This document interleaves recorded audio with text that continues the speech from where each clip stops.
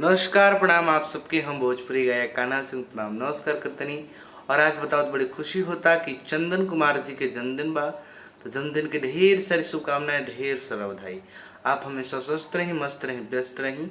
Happy birthday to you. हर हर महादेव।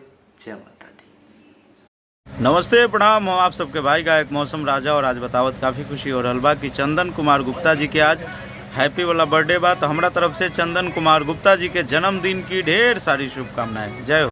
जय श्री राम। हम चेतन मिश्रा, विश्व हिंदू परिषद बजरंग दल प्रचार प्रसार प्रांत टोली सदस्य बिहार। आज बहुत खुशी बा कि हमारे प्रिय मित्र संदेश के चंदन गुप्ता जी के अवतरण दिवस बा।